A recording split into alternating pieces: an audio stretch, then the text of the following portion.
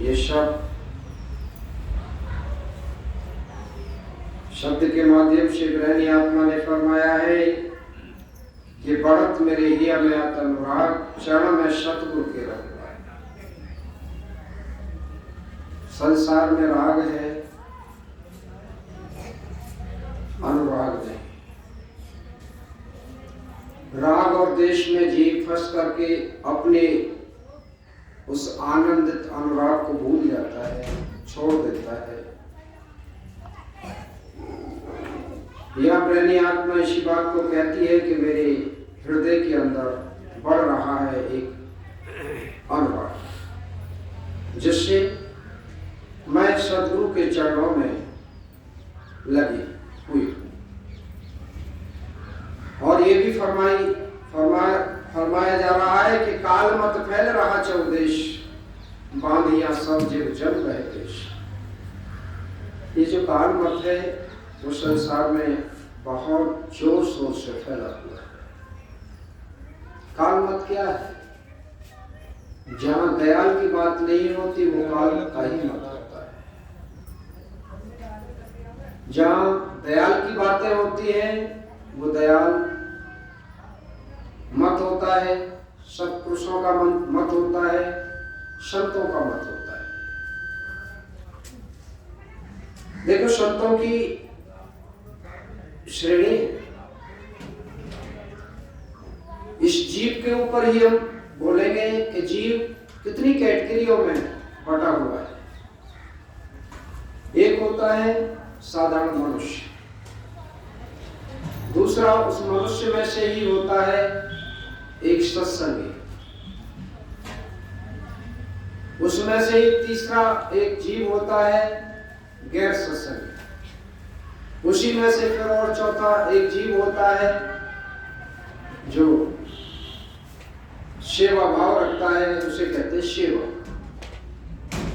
और उन्हीं जीवों में से और आगे जीव निकलता है, बोलता है अभ्यासी। अभ्यास से ऊपर उठ करके जो अपनी दूसरी गति को, दूसरे धनी के मुकाम को प्राप्त कर लेता है, पा लेता है, यानी दूसरे मुकाम तक जिसकी रसाई चढ़ाई हो जाती है, वो जीव हो जाता है साधु, यानी महात्मा। आत्मा थी लेकिन वो आत्मा महान हो गई, उसने गति को पा लिया। कौन सी मुकाम पर? दूसरे मुकाम पर। जब वो त्रिकुटी में पहुंच करके मानसरोवर झील में अपने को स्नान करा लेती हैं, वो आत्माएं महात्मा हो जाती हैं। फिर इस त्रिकुटी के मुकाम से ऊपर उठने वाली जो आत्माएं हैं वो शून्य में पहुंचती हैं और शून्य तक महात्मा का ही उनका रूप स्वरूप रहता है। और शून्य से जो महाशून्य पहुंचने वाली आत्माएं हैं उनको दर्जा फिर संत का मिल जाता है। वो संत गति पर पहुंच जाती है आत्मा, जो चौथे मुकाम को हासिल कर लेती है। और चौथे मुकाम को हासिल करने वाली ही आत्माएं वो नीचे भी आ सकती हैं, त्रिकुटी तक, वो ऊपर भी जा सकती हैं, सतलोक से अलग अगम और अनामी तक। तो अनामी धाम तक का मार्ग स्वामी जी महाराज ने खोजा और उसको खोला। बहुत से महापुरुषों ने सतलोक तक का खोजा और बहुत से महात्माओं ने चौथे मुकाम तक का यानी महाश्री तक का मुकाम खोजा और खोला।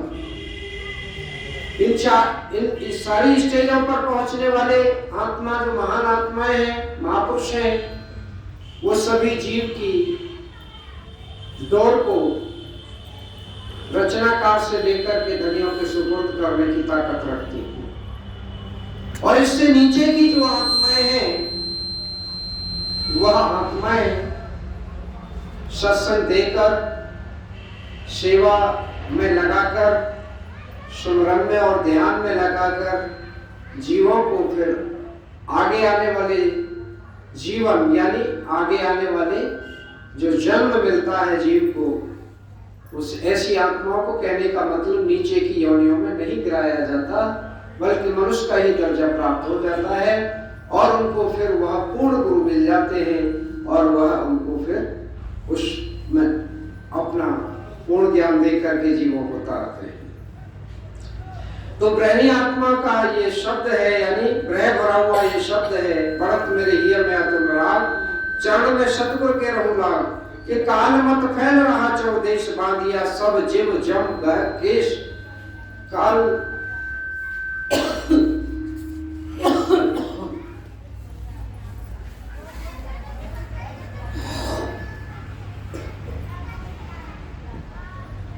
ये देश काल का है, रचना का है, तो उसके लिए कहा है कि ये काल का मत चारों दिशाओं में फैला हुआ है और जीवों को ऐसे बांध रखा, केशों जम ने केशों को पकड़ रखा है, यानी बालों की एक ऐसी कमजोरी होती है जीव की, स्त्री हो या पुरुष, बाल को अगर आप पकड़ लें लड़ाई झगड़े में तो वो बेदम हो जाता है, क्योंकि ये नाजुक होते हैं, खाल से जुड़े हुए।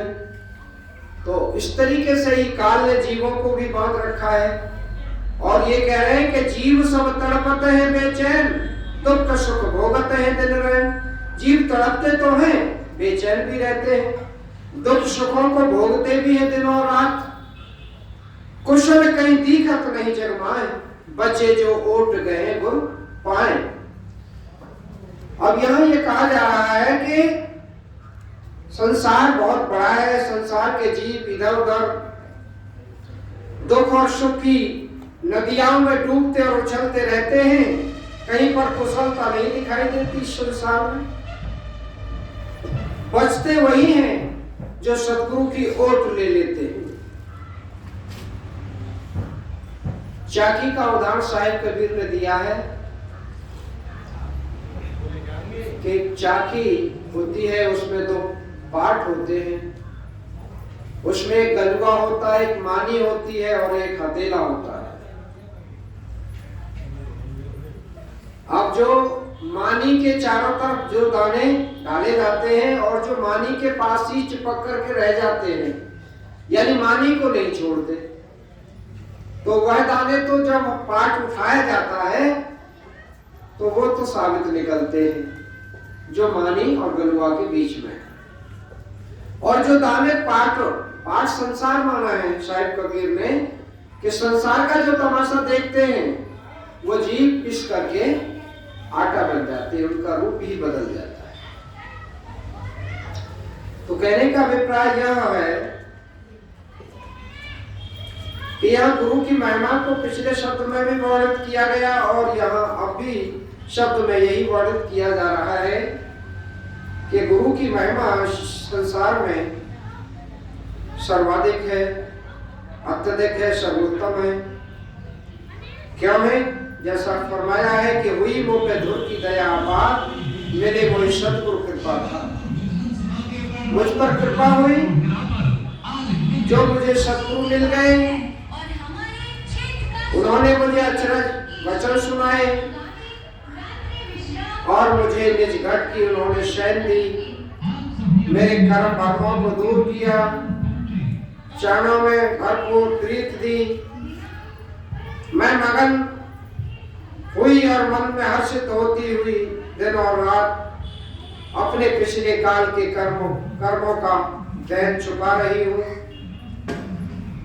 गाँव गुण गुर का बारंबार दिया सब संशय पूरा टार। ब्रह्मी आत्मा कह रही है कि मैं अब गुरु का ही बारंबार गुण गाती हूँ, जिन्होंने मेरे संशय को और मेरे कूड़े को सबको टार दिया।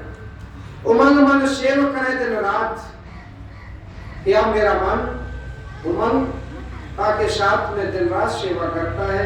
सूरत अब तजे न गुरु का साथ। अब सूरत कहती है कि गुरु का साथ मुझे कभी नहीं तजना है। गुरु की दम दम महिमा गाय, प्रेम आगा अर्थ करूं सजाए।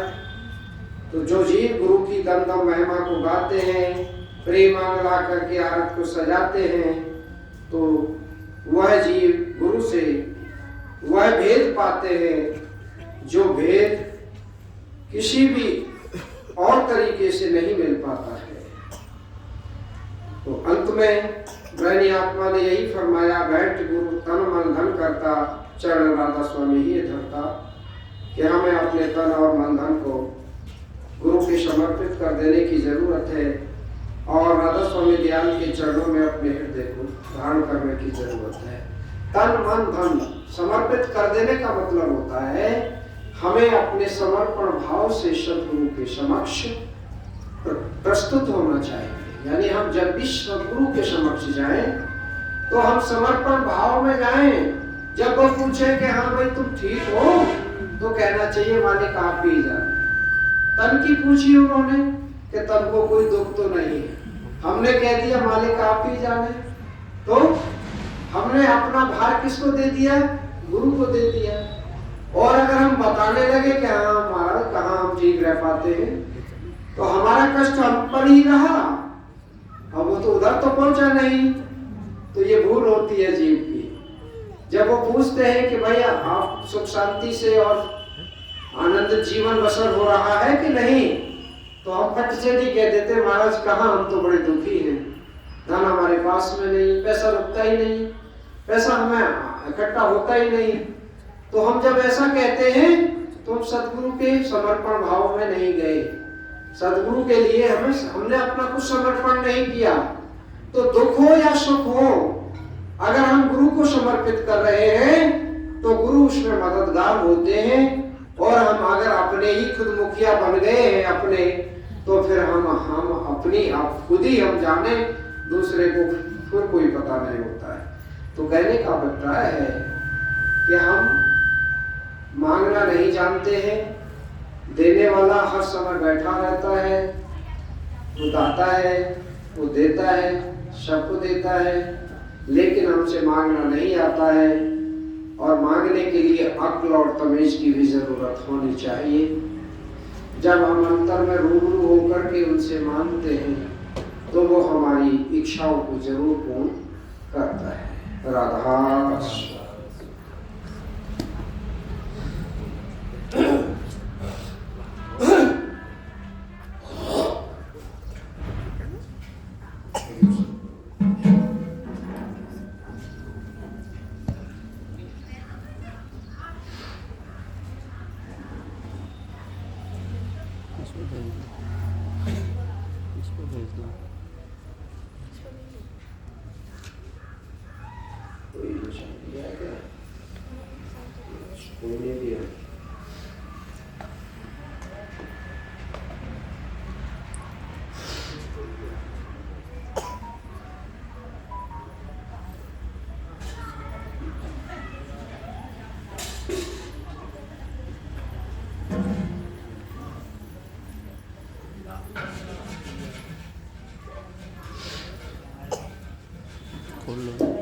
कबीर साहब की शब्दावली भाग पहला, चेतावनी और उपदेश के शब्द 65। पील प्याला